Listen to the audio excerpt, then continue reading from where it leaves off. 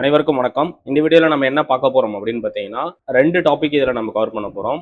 ஒண்ணு என்னன்னு பார்த்தீங்க அப்படின்னா, ஆட்டோகேட்ல ஒரு பிடிஎஃப் ஃபைல எப்படி இம்போர்ட் பண்ணி, அந்த பிடிஎஃப் ஃபைல்ல இருக்கக்கூடிய டிராயிங்ஸ எப்படி ஆட்டோகேட் டிராயிங்கா மாத்துறது. குறிப்பா இதுல வந்து ஆட்டோகேட்ல இருந்து மாத்திருக்கக்கூடிய டைரக்ட் பிடிஎஃப்பா இருந்தா, இது ஈஸியா மாத்திடலாம். அதுதான் கரெக்ட்டாவும் இருக்கும். ஸோ 2வது அதுல இருக்கக்கூடிய சம் செக்மெண்ட்ட லேயர் வைஸ் வச்சு எப்படி பிரிச்சு பார்க்கறதுன்ற இந்த 2 டாபிக் தான் நம்ம இந்த வீடியோல பேச போறோம். ஸோ வாங்க வீடியோக்குள்ள போலாம்.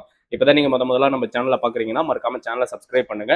நம்ம சேனல்ல சிங்கிள் விண்டோ போர்ட்டல் சம்பந்தமான கிளாஸஸ் போட்டுக்கிட்டு இருக்கோம். நம்ம சிங்கிள் விண்டோ போர்ட்டலுக்கு கிளாஸஸ் எடுத்துட்டு இருக்கோம். 12,000 ரூபாய் சார்ஜஸ் பண்ணி கிளாஸ் எடுத்துட்டு இருக்கோம். அதே மாதிரி ஃபைல் ப்ரிப்பரேஷன் பண்ணி கொடுக்குறோம். 1500 சிங்கிள் பிளாக்கு ப்ரிப்பரேஷன் பண்ணி தரோம். அதே மாதிரி கொரிஸ் வந்து கிளியர் பண்றோம். சிங்கிள் கொரிக்கு 300 ரூபீஸ் சார்ஜஸ் பண்றோம். ஸோ வாங்க வீடியோக்குள்ள போகலாம். கேடை ஓப்பன் பண்ணிக்கிறேன். ஸோ கேடை ஓப்பன் பண்ணி ஒரு நியூ ஷீட்டை வந்து ஓப்பன் பண்ணிடுறேன். நியூ ஷீட் ஓப்பன் பண்ணதுக்கு அப்புறமா இப்போ வந்து நான் என்னுடைய பிடிஎஃப் வந்து எங்க டவுன்லோட் பண்ணி வச்சிருக்கேன்ட்டு அந்த பிடிஎஃப் ஃபைல் வந்து எடுத்துக்கலாம். ஸோ இங்கே வந்து நான் பிடிஎஃப் வந்து டவுன்லோட் பண்ணி வச்சுருக்கேன்.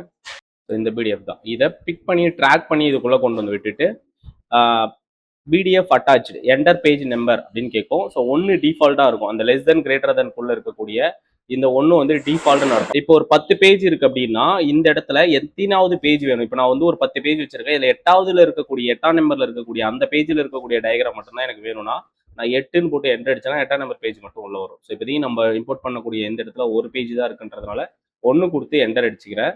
ஸோ இன்செட் பாயிண்ட் அப்படின்னு கேட்குது. ஸோ நான் வந்து இது மாதிரி ஒரு இடத்துல இன்செட் பண்ணுறேன். அடுத்தது ஸ்பெசிஃபை ஸ்கேல் ஃபேக்டர் அப்படின்னு கேட்கும்.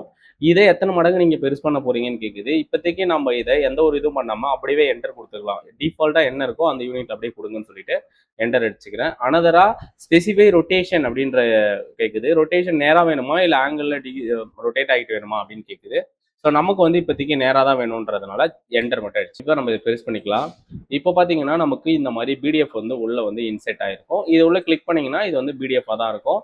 இந்த இடத்துல மேலே பார்த்தீங்க அப்படின்னா நமக்கு வந்து இந்த மாதிரி வந்து காமிக்கும். இதில் இம்போர்ட் ஆஸ் ஆப்ஜெக்ட் அப்படின்னு சொல்லிட்டு ஒரு ஆப்ஷன் இருக்கு. ஸோ இதை செலக்ட் பண்ணாதான் உங்களுக்கு ஒரு இப்போ நான் எஸ்கேப் கொடுத்துட்டு வெளியே வந்துடுறேன் அப்படின்னா எனக்கு வந்து மேலே இருக்க அந்த ஆப்ஷன்ஸ் காமிக்காது. இதை நீங்கள் செலக்ட் பண்ணதுக்கப்புறம் இந்த மாதிரி ஒரு ஆப்ஷன் காமிக்கும்.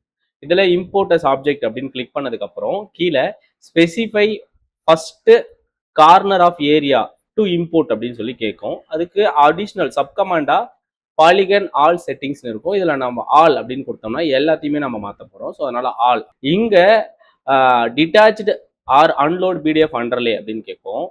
இந்த பிடிஎஃப் வந்து பிடிஎஃபா இருக்கணுமா இல்லை வேணாமான்னு கேட்குது. நம்ம வந்து கீப் கொடுத்தோம்னா இந்த பிடிஎஃப் வந்து பிடிஎஃபாகவும் இருக்கும். இது ஆட்டோகேட் எலமெண்டா மாறக்கூடிய அந்த எலமெண்ட்டும் இருக்கும். நான் வந்து இப்போதைக்கு கீப் அப்படின்னு கொடுத்துக்கிறேன்.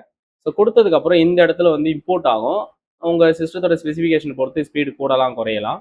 ஸோ இது இம்போர்ட் ஆகிற வரைக்கும் கொஞ்சம் வெயிட் பண்ணுங்க. இம்போர்ட் ஆனதுக்கப்புறம் இந்த மாதிரி வரும். இப்போ நீங்கள் மூவ் கமாண்ட் என்டர் அப்படின்னு கிளிக் பண்ணி இப்படி நகர்த்துனீங்கன்னா உங்களுக்கு பிடிஎஃப் இருக்கிறது வந்திருக்கும்.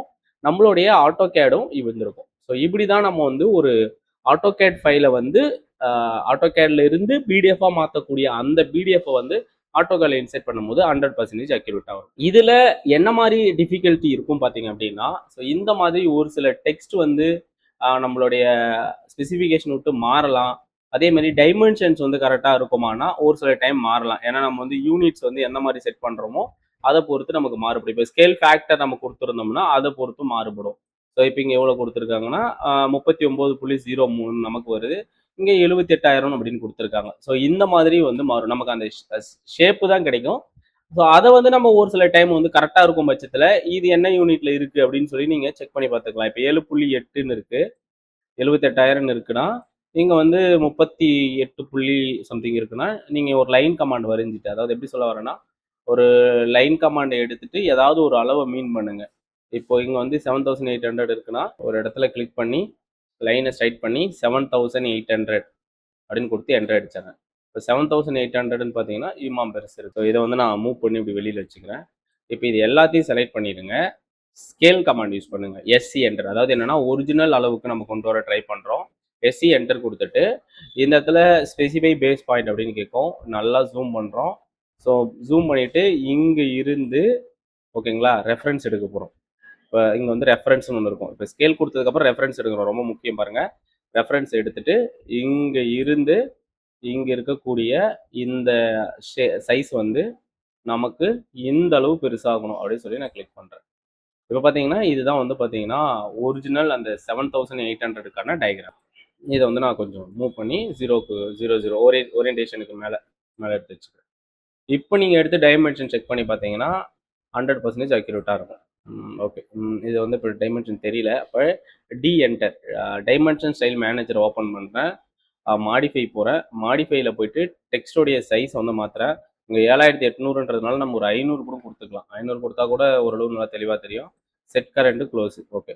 இப்போ பார்த்தீங்கன்னா உங்களுக்கு 7800 இருக்குது. ஸோ இதில் நம்ம ஸ்கேல் பண்ணும்போது மேபி ஏதாவது சின்ன தப்பு நடந்திருக்கலாம். அதை நீங்கள் வந்து திருப்பி நீங்கள் இதே ரிப்பீட்டடாக பண்ணி ஏதாவது ஒரு லைனில் இருந்து நீங்கள் பண்ணும்போது உங்களுக்கு 100% கரெக்டாக வரும். ஸோ அதுக்கு அடுத்ததான் லேயர் எப்படி பிரிக்கணும்னா, இப்போ எனக்கு இந்த கிரிட் மட்டும் தனியாக வேணும். இப்போ இந்த இடத்துல வந்து கிரிட் ஏ பிசின்னு கொடுத்துருக்காங்க. ஸோ கிரிட் எதுக்காக கொடுக்குறாங்கன்னா இந்த காலத்தை வந்து நேம் சொல்கிறதுக்காக. இப்போ இது மேலே வச்சோம்னா இது என்ன லேயரில் இருக்குன்னு செக் பண்ணிக்கோங்க. இது பார்த்தீங்கன்னா இது மாதிரி நீங்கள் ஒரு எலமெண்ட் மேலே வைக்கும் போது உங்களுக்கு காமிக்கும் PDF_S_grid ன்னு இருக்கு. இப்போ இந்த லேயர் மட்டும் நம்ம தனியாக பார்க்கணும்னா LA என்டர் அப்படின்னு ப்ரெஸ் பண்ணுங்க. LA என்டர் அடிச்சிங்கன்னா இந்த மாதிரி வரும். இப்போ நம்ம பார்த்தது வந்து பார்த்தீங்கன்னா PDF கிரிட்ன்ற மாதிரி இதை பார்த்தோமா, PDF grid work PDF_S_grid _E இருக்கு. இப்போ இதில் நிறைய லேயர்ஸ் இருக்கு. இப்போ நீங்கள் ரிவீட்ல இருந்து கொண்டு வரீங்கன்னும் போது இந்த மாதிரி அதுவாக வந்து லேயர்ஸ் வந்து அதுவாக ரெடி பண்ணி கொடுக்கும். லேயர்ஸ் வந்து இன்ஃபினிட்டிவ். ஸோ எவ்வளோ வேணாலும் இருக்கலாம், அதனால பிரச்சனை இல்லை. இப்போ நான் வந்து லேயர்ஸ் வந்து இங்கே இருக்கு. இது உள்ள கிளிக் பண்ணிட்டு Ctrl+A ப்ரெஸ் பண்ணிட்டேன். Ctrl+Aனா செலக்ட் ஆல் அப்படின்னு அர்த்தம். இந்த மாதிரி செலக்ட் ஆல் கொடுத்துட்டா இந்த மாதிரி எல்லாமே வரும். இதில் இந்த பல்பு மட்டும் ஆஃப் பண்ணிட்டு டர்ன் ஆஃப் கொடுத்துட்டீங்கன்னா எல்லாமே ஆஃப் ஆகிடும். உள்ளே இருக்கிறது எல்லாமே ஆஃப் ஆகிடும். திருப்பி வந்து நீங்கள் லேயரில் உங்களுக்கு எது மட்டும் தேவையோ அது மேலே மட்டும் கிளிக் பண்ணிவிட்டு இப்போ நமக்கு கிரிட் PDF கிரிட்ன்றது தேவை. இது மேலே கிளிக் பண்ணிக்கோங்க. இப்போ இது க்ளோஸ் பண்ணிடுவோம். இப்போ பார்த்தீங்கன்னா உங்களுக்கு கிரிட் மட்டும் வந்துருக்கும். இந்த மாதிரி கிரிட்டை மட்டும் நம்ம எடுத்துக்கலாம். ஸோ கிரிட் வேணாம், கிரிட்டை தவிர்த்து எனக்கு வெறும் வால் மட்டும்தான் வேணும்னா அப்படியே ரிவர்ஸ் ப்ராசஸ் தான். கண்ட்ரோலே கொடுத்துட்டு எல்லாத்தையும் ஆன் பண்ணுங்க. இப்போ நமக்கு தேவையானது வந்து PDF கிரிட்ன்றதை ஆஃப் பண்ணணும். இதை கிளிக் பண்ணி இந்த பல்ப் ஆஃப் பண்ணுங்க. இதை வந்து கொஞ்சம் சின்னது பண்ணி வச்சிங்கன்னா உங்களுக்கு உள்ள ப்ராசஸ் என்ன நடக்குதுன்றதை அப்பப்போ தெரிஞ்சுக்கலாம். இப்போ இந்த மாதிரி நம்ம வச்சுக்கலாம். இப்போ பார்த்தீங்கன்னா கிரிட் எல்லாம் ஆஃப் ஆயிருச்சு. சரி, கிரிட் தானே ஆஃப் ஆயிருக்கு, இந்த இதை ஆஃப் பண்ணணும், அந்த சைடில் இருக்கக்கூடிய இந்த டைமென்ஷன் லைன் ஆஃப் பண்ணணும்னா BDF_NOOD-Dன்னு இருக்கு. அப்போ அது எங்கே இருக்குன்னு இந்த சைடில் பார்த்துக்கோங்க. -Dன்னு இருக்கு. ஸோ இந்த அந்த கணக்கு இந்த மாதிரி நீங்கள் ஆஃப் பண்ணிக்கலாம். ஸோ இப்போ பார்த்தீங்கன்னா இந்த இடத்துல ஆஃப் ஆயிருக்கு. இந்த சர்க்கிள் மட்டும் ஆஃப் ஆயிருக்கு. இந்த மாதிரி உங்களுக்கு எது எதுலாம் தேவையோ நீங்கள் அது மேலே வச்சு அதோடைய நேமை ஃபஸ்ட்டு பார்க்கணும். அந்த நேம் எங்கே இருக்குன்னு பார்த்துட்டு ஆஃப் பண்ணிக்கலாம். இப்போ இது வந்து என்ன சொல்லியிருக்காங்க, PDF டெக்ஸ்ட்னு எதோ சொல்லியிருக்காங்க. ஓகேங்களா, அதான் PDF டெக்ஸ்ட். இது என்னது, இது வந்து PDF_ சம்திங் நிறைய நேம் கொடுத்துருக்கான். 654லாம் இதோ இங்கே இருக்குது. இதை இப்போ நான் ஆஃப் பண்ணுறேன். இப்போ அந்த அவுட்டர் லைன் மட்டும். இப்போ இந்த ஆட்சுக்கு என்ன கொடுத்துருக்கான், PDF0ன்னு கொடுத்துருக்கான். இந்த ஆட்சுக்கு PDF0 பார்த்தீங்கன்னா தெரியும். PDF0 இது வந்து இது. இந்த மாதிரி நீங்கள் தேவையான அளவு ஒன்றா நீங்கள் பார்த்துட்டு உங்களுக்கு தேவையான அளவு நீங்கள் ஆஃப் பண்ணிக்கலாம். ஸோ இப்படி தான் ஒரு ஃபைலை வந்து இம்போர்ட் பண்ண முடியும். இம்போர்ட் பண்ணி ஆட்டோகேடாக இப்படி தான் கன்வெர்ட் பண்ண முடியும். ஆட்டோகேடாக கன்வெர்ட் பண்ணதுக்கு அப்புறமா ஸ்கேல் பண்ணி அதை ஒரிஜினல் சைஸுக்கு கொண்டு வரலாம். அதுக்கு அடுத்ததாக அதில் இருக்கக்கூடிய எலமெண்ட்ஸை வந்து ஆஃப் பண்ணுறது ஆன் பண்ணுறதை நம்ம இப்படி தான் ப்ராசஸ் பண்ணுவோம். ஸோ இந்த வீடியோ உங்களுக்கு பயனுள்ளதாக இருக்கும்னு நினைக்கிறேன். இந்த வீடியோ பிடிச்சிருந்தா லைக் பண்ணுங்கள். நம்ம சேனலுக்கு இப்போ தான் நீங்கள் முதல்ல பார்த்தீங்கன்னா சப்ஸ்கிரைப் பண்ணுங்கள். இது யாருக்கு தேவையோ உங்கள் நண்பர்களுக்கு ஷேர் பண்ணுங்கள். நம்ம சிங்கிள் விண்டோ போர்ட்டல் கிளாஸஸ் எடுத்துகிட்டு இருக்கோம். அதே மாதிரி ஃபைல் கரெக்ஷன் பண்ணி தரோம், ஃபைல் ப்ரிப்பரேஷன் பண்ணி தரோம். அது மட்டும் இல்லாமல் நம்ம AutoCAD, Revit, Stat Pro போன்ற சாஃப்ட்வேரும் கிளாஸஸ் எடுத்துருக்கோம். ஸோ உங்களுக்கு இதில் ஏதாவது சாஃப்ட்வேர் வேணுனாலும் நீங்கள் கான்டாக்ட் பண்ணலாம். இந்த வீடியோ முழுமையாக பார்த்ததுக்கான எங்களது நன்றி, வணக்கம்.